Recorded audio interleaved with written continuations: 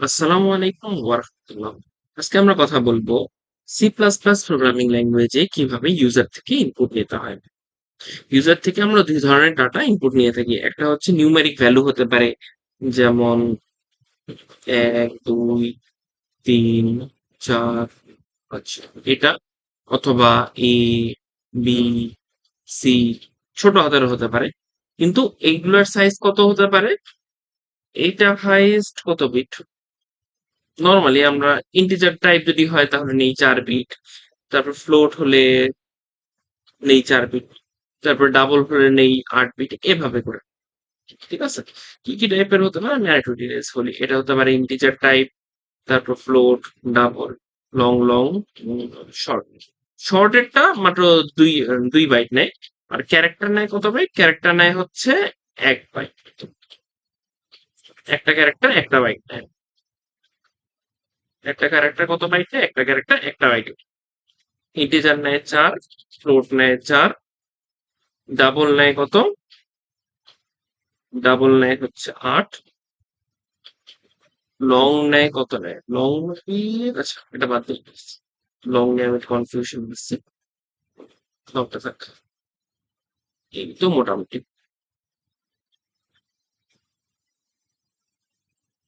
আচ্ছা, এইটা হচ্ছে ইউজার থেকে ইনপুট নেওয়ার একটা মোটামুটি easy example.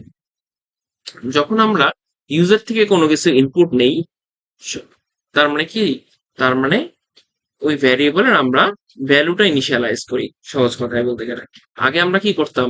X equal to আগে ধরো 60 লিখে দিতাম, আর ওয়াই ইকুয়াল টু ধরো 10, 20, যা ইচ্ছা আমরা আগেই অ্যাসাইন করে দিতাম।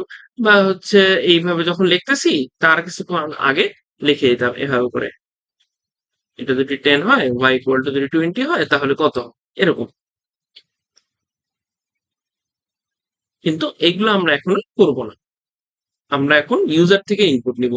মানে যখন এটা সিমুলেটরে চলবে, তখন তখন সেটা আমি ইউজার থেকে ইনপুট নিব, মানে ইউজার ইন্টারফেস থেকে আমি এটা ইনপুট নিতে পারবো। ইনপুট আনার জন্য কি করতে হবে? প্রথমে সবার আগে ডাটাকে ডিক্লেয়ার করতে হবে। মানে কি কি নিচ্ছে আমি সেই ভ্যারিয়েবল গুলোকে ডিক্লেয়ার করব। তারপর সি আউট দিয়ে আমি ইনভার্টেড কমার মধ্যে কথাবার্তা লিখে দিব, যা লাইন যা ইচ্ছা আমি তা লিখে দিলাম।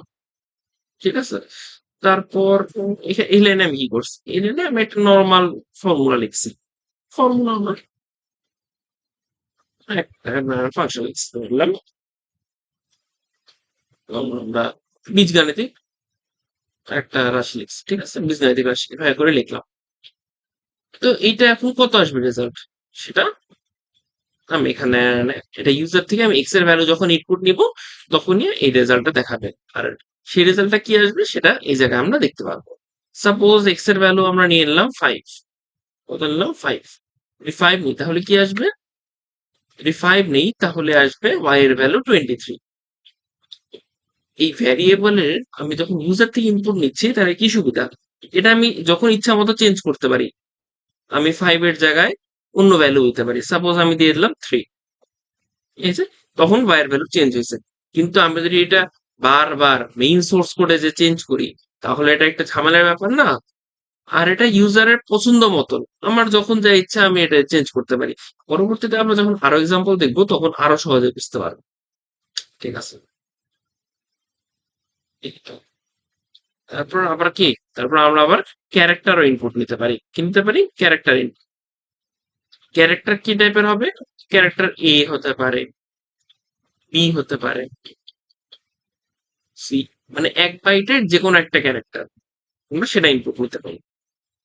সেটা ইনপুট নেওয়ার জন্য আমি এভাবে লিখলাম। তারপর সিন দিয়ে এখানে লিখতেছি। সিন দিয়ে এক্স ইকুয়াল টু কত? সিন দিয়ে এটা হচ্ছে আমি আবার ভ্যারিয়েবল নিলাম। এখানে আবার আগে যেরকম ইনিশিয়ালাইজ করছি, প্রথমে আগে ডিক্লেয়ার করে নিচ্ছি ভ্যারিয়েবলটা। এটা কি টাইপের ভ্যারিয়েবল? এটা হচ্ছে ক্যারেক্টার টাইপের ভ্যারিয়েবল। তাই সেটাকে আগে ইনিশিয়ালাইজ করে নিছি। ইনিশিয়ালাইজ করার পরে আমি কথা লিখলাম যেন ইউজার এটা দেখতে পারে। তাহলে এটা কি হবে? দেখা যাবে সিমুলেটর এভাবে ব্লিঙ্ক করতেছে। ব্লিঙ্ক করতেছে, কিন্তু কিসের জন্য ব্লিঙ্ক করতেছে সেটা বোঝা যাচ্ছে না। সেটা যেন না হয় এইটাই আর কি। তারপর আমি কি করব? তারপর এই যে আমি যেটা ইনপুট দিচ্ছি ক্যারেক্টার, সেটা যেন শো করে, শো করার জন্য এখানে এভাবে লিখে দিই। এই যে আমি এখানে ক্যারেক্টার কি নিছি, আমি এ ইনপুট দিছি, তাহলে আউটপুট কি আসছে, ক্যারেক্টার এ। আমরা এখন কোড ব্লকসে চলে যাই। কোড ব্লকস থেকে আমরা একটা ভালো এক্সাম্পল দেখি। কোড ব্লকসের এক্সাম্পলটা আমরা একটু দেখি। এক্সাম্পলে কি করছি, আমরা একটা কোড লিখছি। এটা ধরে নিচ্ছি এটা হচ্ছে কিসের জন্য, এটা হচ্ছে ঈদ শপিং এর জন্য। ঈদ শপিং এ যে আমি কি করবো একটা পাঞ্জাবি কিনলাম, একটা শার্ট কিনলাম, আর একটা ঘড়ি কিনলাম। তারপরে এগুলার আমি টোটাল প্রাইস বার করব, এভারেজ বার করব। তারপর অনেক দোকানদার কি করে না, ঈদে হচ্ছে বলে ঈদের জন্য এত পরিমাণ discount, Eid discount, Eid offer, এগুলার তারপরে ডিসকাউন্টের পরে প্রাইস কত। প্রথমে আগে বার করবো টোটাল প্রাইস কত, এভারেজ কত, আর লাস্টে যে বার করবো সবকিছুর পরে আমার কত আসে।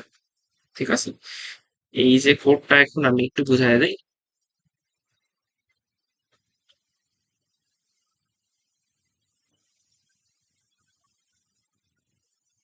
এই যে পাঞ্জাবি, টি শার্ট, ওয়াচ, এই প্রত্যেকটার যে ভ্যালু সেটা আমি কি করছি, ইউজার থেকে ইনপুট নিছি।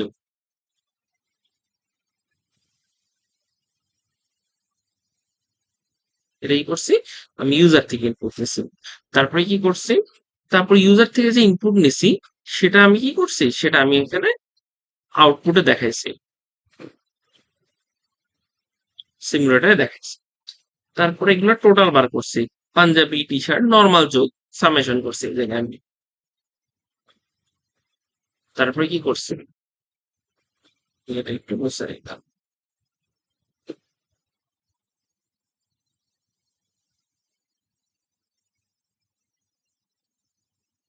তারপরে কি করলাম, তারপরে যে আমি তিনটা অ্যাভারেজ বার করছি, এই তিনটা যে টোটাল প্রাইস বার হয়েছে, তিনটা টোটাল সেটা আমি অ্যাভারেজ বার করলাম। তারপর টোটাল প্রাইস অফ দা, এখানে হচ্ছে আমি ডিসকাউন্ট কত পার্সেন্ট ডিসকাউন্ট দিব, এখানে আমার পার্সেন্টেজ দেওয়ার দরকার নাই, আমি খালি 20 এটাই লিখবো, 20, 30, 40, যে সংখ্যাটা আমার মনে হয় যত পার্সেন্ট আমি ডিসকাউন্ট দিব আমি খালি ওই সংখ্যাটা দিব। আর পার্সেন্টেজ এখানে কেন দেওয়া লাগবে না সেটাও আমি সলভ করে এসেছি।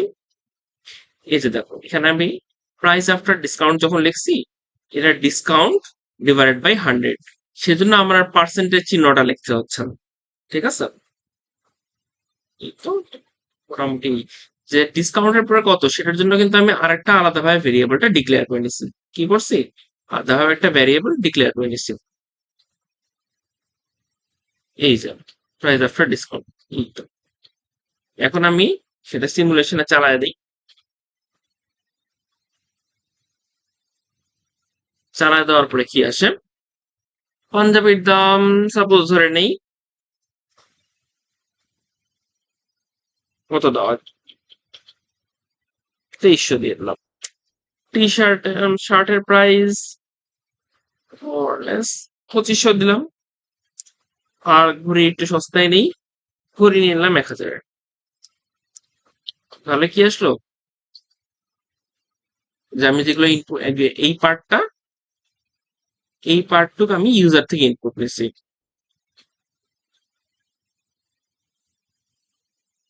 এটা কি করছে, আমাকে সিমুলেটর শো করছে আউট। আর এভারেজ বার করছে। এখন আমার কাছে জানতে চাইছে এটা কত পার্সেন্ট, এটা আমি এখানে দিয়ে দিব এখন 20%,